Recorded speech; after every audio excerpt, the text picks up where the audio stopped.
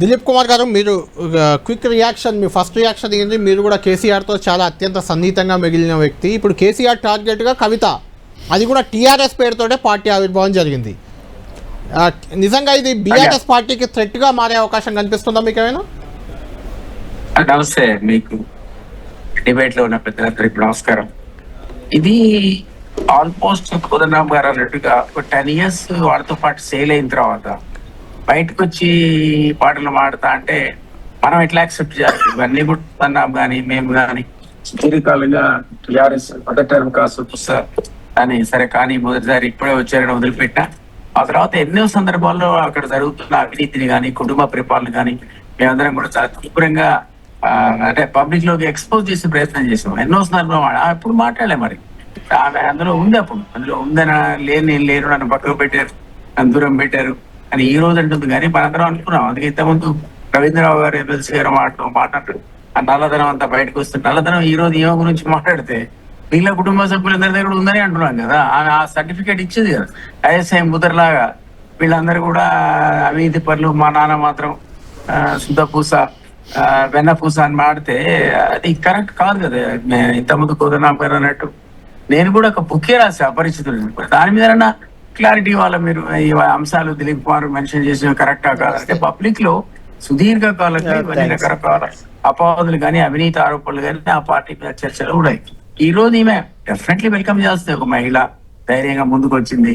మేము liquor scam లో ఉందనుకున్నాం, ఆ టైంలో మరి ఏమి ఎట్లా సక్సెస్ అవుతుందో అనుకుంటే ఆమెకు మరి వాట్ ఎవర్ ఇట్ ఈస్ ప్లస్సింగ్ లాగా ఆమెకు అందులో సంబంధం లేని కేజ్రీవాల్ కానీ ఈమె కొన్ని సర్టిఫికేట్ రావడం ఒక రకంగా అడ్వాంటేజ్ వచ్చింది. అంటే రకరకాల పొలిటికల్ వ్యాక్యూమ్ ఉందనే విషయం డెఫినెట్లీ అందరికీ తెలుసుకెళ్ళాను. ఈ రోజునట్టు దాంట్లో వాళ్ళు బీఆర్ఎస్ 10 ఏళ్ల పరిపాలన లోపల తెలంగాణ ఆకాంక్షలు నెరవేర్చలేదని ఏ తెలంగాణ మీద అయినా సరే స్కూల్ వైపులో కూడా చెప్తాడు. కాబట్టి ఆ క్రియేట్ అనే వ్యాక్యూమ్ ని అడ్వాంటేజ్ తీసుకుని అధికారంలోకి వచ్చిన కాంగ్రెస్ కూడా ఈ 2.5 years లోపల వాళ్ళు ఫెయిల్ అయ్యారు. అందుకని వ్యాక్యూమ్ అనేది నింపడానికి బదులు వ్యాక్యూమ్ పెరిగింది. సో ఈ రోజు ఒక అవసరం ఉంది, ఒక పొలిటికల్ వ్యాక్యూమ్ లో.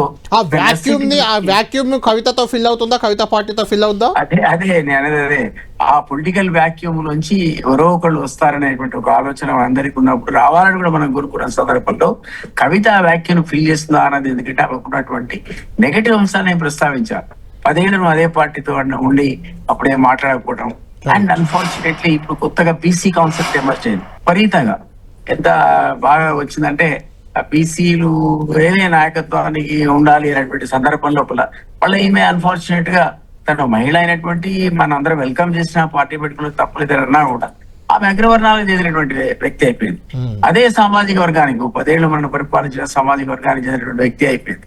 సో అదొక డిస్క్వాలిఫికేషన్ కాకపోయినా డెఫినెట్లీ ఒక one of the negative factors. వీటిని ఓవర్కమ్ అవుతూ ఆమె ఈ రోజు కొత్త పార్టీని ఎస్టాబ్లిష్ చేసి ఈ వ్యాక్యూమ్ లో తను నిలబడుతుంది. హైలీ డిబేటబుల్ అది. Definitely there is a political vacuum and we have to welcome. చెప్పండి, కవిత ప్రభావం నిజంగా కేసీఆర్ మీద ఎంత ఉంటుంది? ఎందుకంటే కేసీఆర్ మీకు అత్యంత సన్నిహితుడు. గతంలో మీరు ఆయన పక్కనే ఉండి చూసిన వాళ్ళు. కేసీఆర్ పై తిరుగుబాటు చేసిన చాలా మంది, ఇది ఇప్పుడు నేను చెప్పొచ్చో చెప్పరాదో మీరు చెప్పాలి, చాలా మంది దాదాపుగా కొంతమంది మినహా ఎక్కువ మంది కనుమరుగయ్యారు. ఎలా ఉండబోతుంది ఇప్పుడు రాజకీయం తెలంగాణలో? ఒకటి మీరు అన్నది కరెక్టే, కానీ రవీందర్ విత్ డ్యూ అపాలజీస్ రవికి తెలుసో తెలియదు రాలేదు. ఎన్నమంటే నేను మొదటి నుంచి ఉన్నాం. దాదాపు 17 మంది మేము అంతా ఉద్యోగాలు వదులుకొని వచ్చాము. 10 years సర్వీస్. నేను డిఎఫ్ఓ స్థాయి జాబ్కి, ఆయన ఏమో కమర్షియల్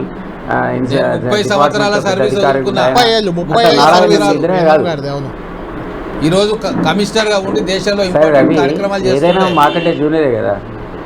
అవును, నువ్వు ఎన్నం ఓకే, నీ గురించి చెప్తున్నా. రవి కాదు కదా, రవి తర్వాత వచ్చు. నువ్వేమంటున్నా అంటే సరే ఎవరు ఏ త్యాగాలు చేసిందో కళ్యాణ్ మీకు చెప్పాల్సిన అవసరం లేదు. మీరు కూడా మాతో పాటు తెలంగాణ ఉద్యమంలో మమేకమై పని చేసిండ్రు. 17 మంది ఆ రోజుల్లో అధికారులు కూడా రాజీనామాలు చేసి ఉద్యోగాల్లో వెళ్ళిపోండి వస్తే కొంతమందికి అవకాశం దొరికింది. ఎవరో రాలాంటోడు లేదా ఎన్నం లాంటోడు నాకేం దొరకలే. జిల్లాలో జెండా పాటిందే నేను అదే చెప్తున్నా. కొందరికి లక్కీగా అది అది బీఆర్ఎస్ ఇచ్చినా ఇవ్వకుండా మళ్ళీ వాడు కొంతమంది లాంటి వాళ్ళు ఉన్నారు సర్వైవ్ అయిన వాడు. ఈవెన్ అదే ఒక్క నిమిషం శ్రీనివాస్, రఘునందన్ లాంటి వాడు ఉన్నాడు, ఆయనతో మాలానే విభేదించి బయటకు వచ్చి వేరే పార్టీ నుంచి గెలవాల్సిన పరిస్థితి వచ్చింది. ఆయన అక్కడి నుంచి ఎంపీ, ఈటల అందరూ బయటికి పడేస్తే వాళ్ళు ఆయన ఎమ్మెల్యే అయ్యండి, ఎంపీ అయ్యండు. కొందరికి అవకాశం దక్కింది. చాలామంది వాళ్ళ జీవితాలు త్యాగం చేసి ఉద్యమం కోసం వాళ్ళు అన్నీ వదులుకునేటువంటి సందర్భంలో ఏమీ దొరకకుండా వ్యానిష్ అయిపోయారు. ఈ పిల్లలు ఎన్ఎం శ్రీనివాస్ రెడ్డి అన్నట్టు 2001లో అంటే నేను అంటున్న పాయింట్ అదే చాలా మంది కేసీఆర్ ను దెబ్బ కొట్టాలని 2001 నుంచి చాలా మంది చూశారు, ఆయన దెబ్బ కొట్టేందుకు పడేయడానికి చూశారు, కానీ పూర్తిగా అయితే ఎవరు పడేయలేకపోయారు. కవిత గారు పడేస్తారా అంటున్నాను. కూతురు కొడుకు కూడా ఉద్యమం అవుతున్నారు. అవును కళ్యాణ్, అసలు ఆ కూతురు కొడుకే తెలంగాణ ఉద్యమంలో వాళ్ళ డాడీ ఉండడానికి వీలేదని ఉద్యమం అనవసరంగా దించారు మీరు, మా నాన్నని ఇబ్బంది పెడుతున్నారు. ఇది వచ్చేదా సచ్చేదా అన్నారంటే ఆ రోజుల్లో తెలంగాణ వచ్చేదా సచ్చేదా అన్నాడు వీళ్ళిద్దరు ప్రధానులు. సరే వాట్ ఎవర్ ఇట్ ఈస్, ఆమెకు హక్కు ఉంది పార్టీ పెట్టుకుని మనకేంటి, కానీ ఎన్నమన్నట్టు చాలా విషయాలకు సమాధానాలు రావాలి. మరి ఆ అమ్మాయి ఇప్పుడు ఈవెన్ రవీంద్రరావు సమాధానం చెప్పాలి. ఆ అమ్మాయిగో మీ అంతా అవినీతి పనులే ఉన్నారంటుంది. అవునాగా చెప్పండి, మేము ఎన్నో సందర్భాల్లో అన్నాం, మా దానికి అంత సాంక్టిటీ రాలే. ఆ అమ్మాయి కూతురు కాబట్టి ISI సర్టిఫికేట్ ఇచ్చినట్టు అయిపోయింది. ఈరోజు ఆమె సర్టిఫికేట్ ఇచ్చింది కాబట్టి మరి సమాధానం అయితే పార్టీ చెప్పుకోవాలి కదా. దీని ప్రభావం TRS మీద తీవ్రంగా ఉంటుంది. అది ఏమైందనే తర్వాత సంగతి.